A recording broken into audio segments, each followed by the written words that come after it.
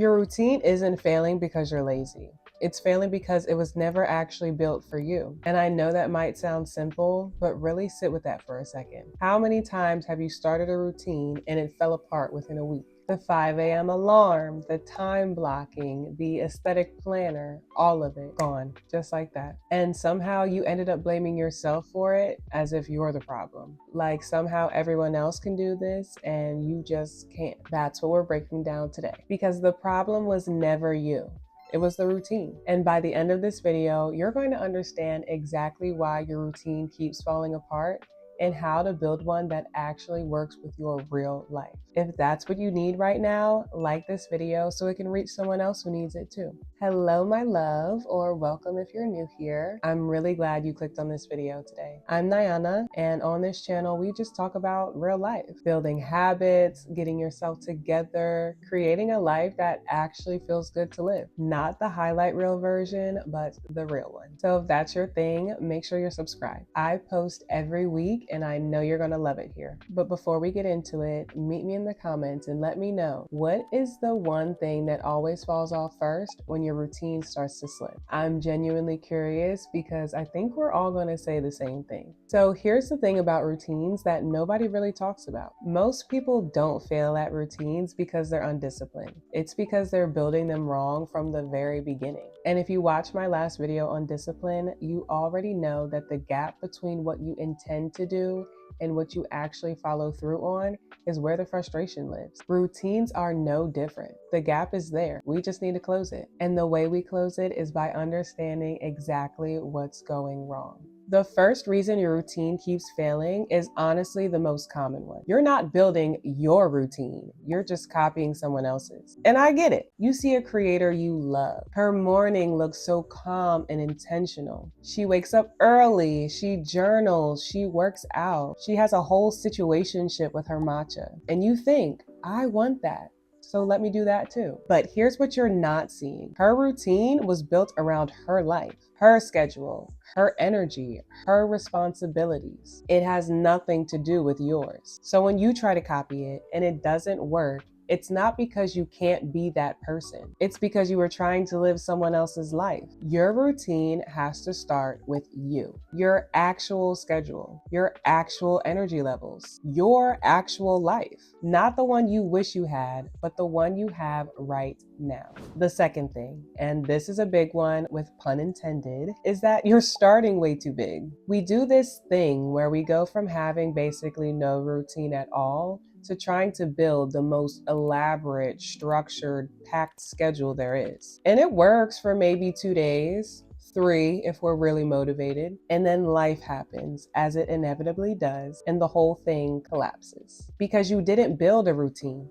You built a performance, something that looks great on paper, but isn't actually sustainable for a real human being living a real life. So instead of trying to do everything at once, start with the smallest possible version of what you want your life to actually look like. Like for me, when I started to get my mornings together, I didn't start out with some elaborate morning routine. I started with 2 things: praying and doing my skincare. And once those 2 things felt automatic, then I started adding more. So maybe for you, it's making your bed, moving your body for 10 minutes, and journaling for 5. Or maybe it's just drinking enough water, getting off your phone by a certain time, and getting to bed at a decent hour. Whatever it is, keep it small enough that even on a hard day, it still feels doable. 2 or 3 things max, done consistently every single day. That's your foundation. Everything else gets layered on top once that feels natural. Next, and I talked about this in my discipline video too, because it's that important, your routine needs a bad day version. Because here's what happens. You build this routine and it works great when everything is going well, when you're rested, when your schedule is clear, when you're feeling motivated. But then you have a hard day. The kids are a lot, work ran over, you're just exhausted. Life feels heavy. And because your routine has no flexibility built in,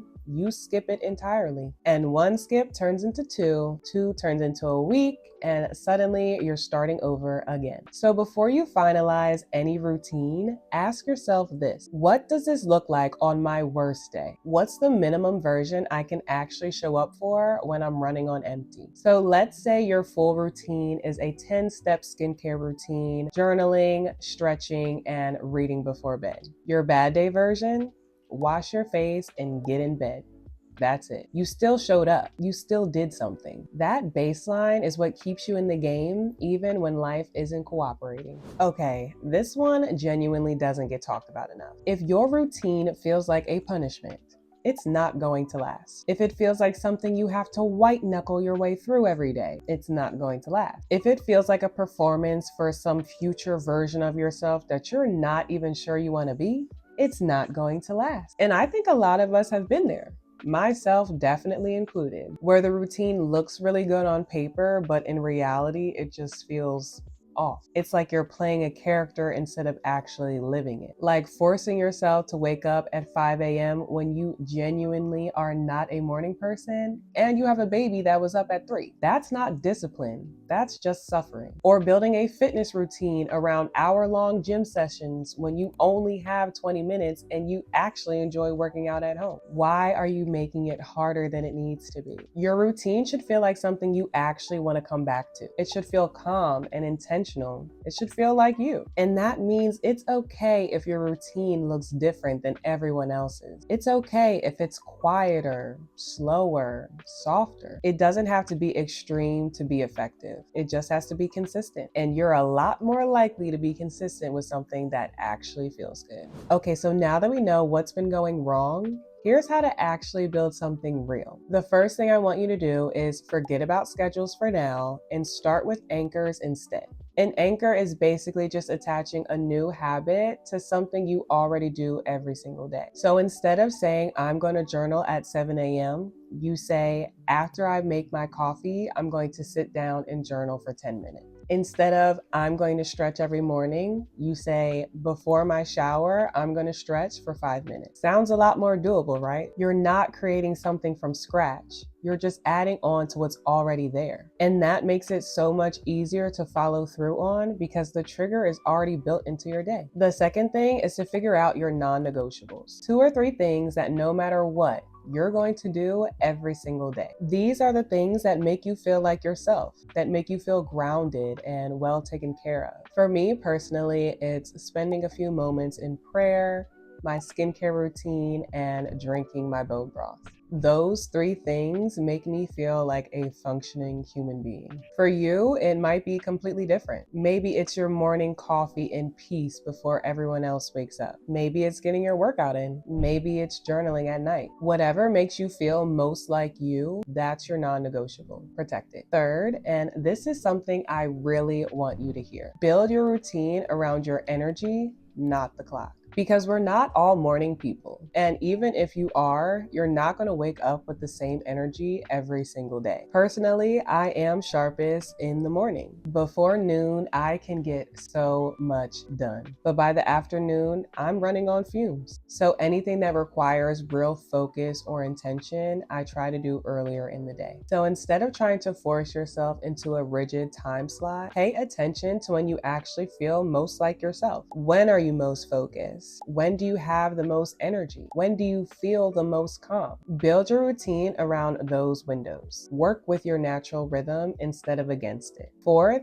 give yourself a minimum version. This is your bad day routine. The bare minimum you can show up for even when life is heavy and you have nothing left to give. Maybe your full routine is an hour. Your minimum version is 15 minutes. Maybe your full routine has 6 steps. Your minimum only has 2. Having that minimum version means a hard day never has to become a full reset. And the last thing, make it something you actually want to come back to. Add something in there that feels good. A playlist, a candle, a drink you love, a podcast you're into right now. I know I've mentioned skincare a bunch of times already, but it's because I've truly romanticized this experience. I have my little setup, my products. Sometimes I'm watching something while I do it. It's genuinely something I look forward to, and that's why I never skip skip it. When your routine has something in it that genuinely feels like a treat, you start looking forward to it instead of dreading it or feeling like it's something you have to do. And that's the shift that makes everything sustainable long term.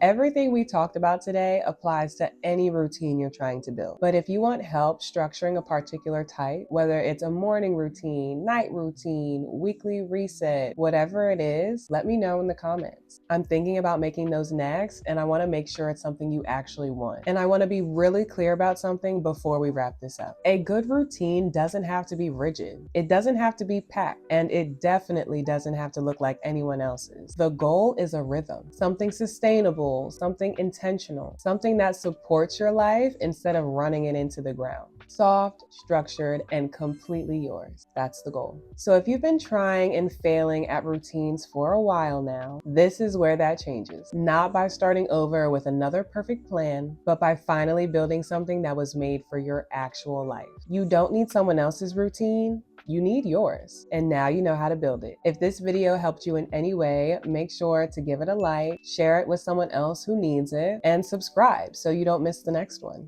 And seriously, drop your answer in the comments. What's the first thing that falls off when your routine starts to slip? I'm reading every single one, but I'll see you in the next one. You've got this, girl. I believe in you.